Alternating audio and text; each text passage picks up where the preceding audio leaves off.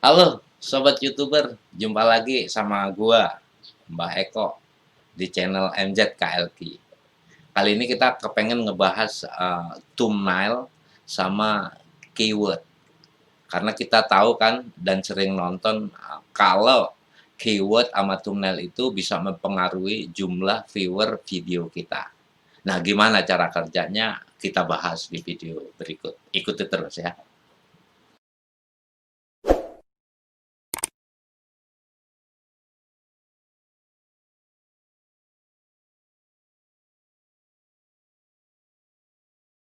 Oke, kita ngobrolin masalah thumbnail sama keyword. Tapi sebelum ke situ gua kepengen kasih ilustrasi. Ibaratnya YouTube itu kita punya kotak gede banget, terus kita isiin CD, CD film, CD musik, CD program, CD dokumenter, pokoknya macem-macem yang jumlahnya banyak banget. Bahkan kalau di YouTube miliaran gitu ya. Nah, lu bisa bayangin nggak pada suatu saat gue kepengen nyetel musik yang kebetulan ada di dalam kotak itu, salah satu CD-nya. Gue nyariinnya gimana? Bisa ente bayangin kan? Terus karena gue pusing misalnya suruh orang lain untuk nyari, anak, istri, tetangga suruh nyari, mungkin bisa dibakar ini kardus. Lu bisa bayangin harus ngeliatin satu kan harus disetelin kan satu-satu dicoba sehingga yang kita pilih itu benar yang kita inginkan. Nah, untuk memudahkan ini, inilah makanya dikasih sampul. Dikasih sampul CD itu dikasih sampul. Nah, sampul itu bergambar kalau nyanyi ya foto orang nyanyi, terus judul-judul lagunya ada di situ lah ya. Nah, itu yang dibilang thumbnail. Jadi thumbnail itu kegiatan kita membuat sampul video kita agar orang lain itu mudah melihatnya. Nah, ketika sudah dibikin sampul, ente juga bisa bayangin kan, ketika kita mau nyari, masih diacak-acak nggak keruan. Ya lu bayangin, orang lain lah kita suruh, bahkan orang 10 mungkin ada kan videonya miliaran, ente bisa bayangin kan, mabok nyari video yang pengen kita temukan itu. Nah, disinilah perlunya proses namanya dikasih judul listnya. Jadi video itu kita list khusus lagu-lagu, khusus apa namanya musik-musik, khusus film-film sesuai judulnya atau seperti apa. Terus kemudian kita kasih namanya itu teks. Nah, teks itu tulisan-tulisan kemudian diurutkan. Nah, ini kalau di kita mudahkan. Itu namanya kegiatan membuat keyword. Keyword. Nah, jadi fungsinya keyword itu apa? Untuk memudahkan ketika nyari chat judulnya aja terus dia muncul. Nah, kegiatan membuat thumbnail sama menambahin judul, kemudian nulis deskripsi, kemudian keyword inilah namanya kegiatan SEO. Search Engine Optimization. Jadi suatu kerjaan atau tindakan untuk mengoptimalisasikan video kita agar mudah orang mencarinya di mesin pencarian, di komputer ataupun di Android. Jadi kalau mau nyari ketik ini muncullah video kita. Jadi itu ya. Jadi fungsinya itu. Nah, kemudian ketika muncul yang orang cari itu akan ngelihat video-video yang dicarinya. Banyak kan kita udah coba misalnya kita ada beberapa ada 10 yang muncul. Nah, 10 itu yang menarik yang mana? Nah, disitulah kita perlu membuat thumbnail yang menarik, judul yang menarik agar orang mau mengklik nonton video yang dicarinya itu. Nah, kegiatan-kegiatan itu tadi, tulisan yang judul, deskripsi, kemudian kita kasih keyword yang lagi tren lah ya kita cari agar dia mudah atau muncul di mesin pencarian, itu menjadi metadata. Apa itu lagi metadata? Nah, ini kita agak sedikit-sedikit ngobrol IT lah ya. Jadi video yang sudah ngumpul di YouTube itu tadi, di servernya YouTube, itu nge-broadcast Bro. Istilahnya itu kalau dia perpustakaan dia klik ngirim signal. Judul gua ini, deskripsi gua ini tuh lari di apa namanya di trafficnya dunia maya, di dunia internet.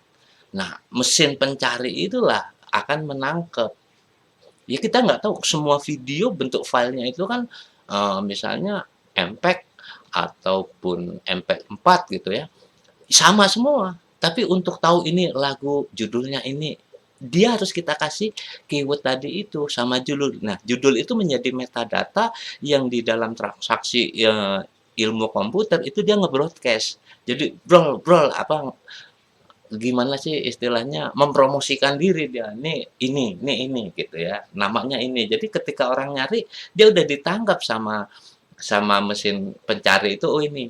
Nah, dia dimunculin. Nah, buat munculin itu, itulah YouTube melakukan kegiatan untuk memudahkan supaya orang mencari, itulah yang namanya algoritma YouTube.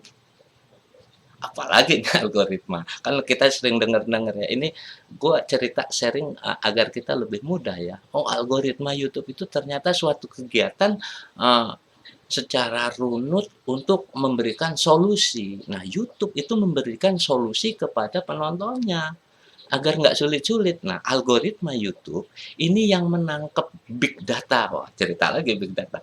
Big data itu yaitu semua penonton-penonton YouTube itu di-capture, istilahnya datanya diambil sama YouTube.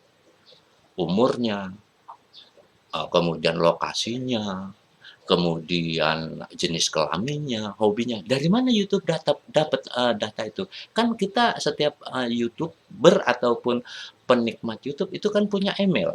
Dari email itu kan ada umur, jenis kelamin, lokasi di mana. Sehingga ama YouTube ini merupakan big data. Big data yang dia simpan. Nah, inilah yang menjadi algoritma YouTube tahun 2020. Ini bisa berubah-ubah ya algoritma ini. Nah, dari penonton YouTube inilah hobinya buka YouTube itu apa yang ditonton. Sehingga ketika dia masuk ke channel YouTube, biasanya YouTube langsung nyediain tuh di halaman websitenya atau di halaman YouTube-nya itu, eee, yang sering dia tonton, muncul di situ. Jadi untuk memudahkan kemudian kan dia nggak sulit-sulit. Contohnya yang paling simpel gini, misalnya ente, berselancar lah ya, buka salah satu, eee, toko online misalnya Bukalapak ya, atau apalah, apalah aja ada apa-apa, gua nggak bilang ini. Jadi kita klik, wah gue pengen nyari sepatu, gitu ya. Nah ketika kita sudah buka sepatu, oh lari lagi ke toko ini, jenis sepatunya kita lihat beberapa menit di situ, komputer itu menangkap ya, menangkap, jadi websitenya itu menangkap, wah, gua itu hobinya buka sepatu. Nah, ketika kita masuk ke website lain misalnya, nonton, YouTube atau kita buka berita lain, itu akan muncul iklan, ya kan? Iklan tentang sepatu. Padahal, kita baru sekali tadi buka, seolah-olah bahwa kita ini hobi nyari sepatu. Buka lagi, website lain, itu akan muncul iklan sepatu. Nah, itu artinya data kita sudah diambil, bahwa kita lagi nyari sepatu. Jadi yang dimunculin iklan, sepatu. Nah, YouTube, bekerja algoritmanya seperti itu. Jadi penonton hobinya apa, nanti dimunculin itu. Nah, syukur-syukur ketika dia penonton yang hobinya sesuai dengan channel kita. YouTube akan memberitahu, "Oh, ini ada, video ini dengan judul ini." Nah, itulah butuhnya keyword sama sama, judul, deskripsi. Ini tujuannya ya itu tadi, untuk YouTube memudahkan penonton mencari, kebutuhan film atau apa yang pengen ditontonnya sehingga video kita bisa dimunculin.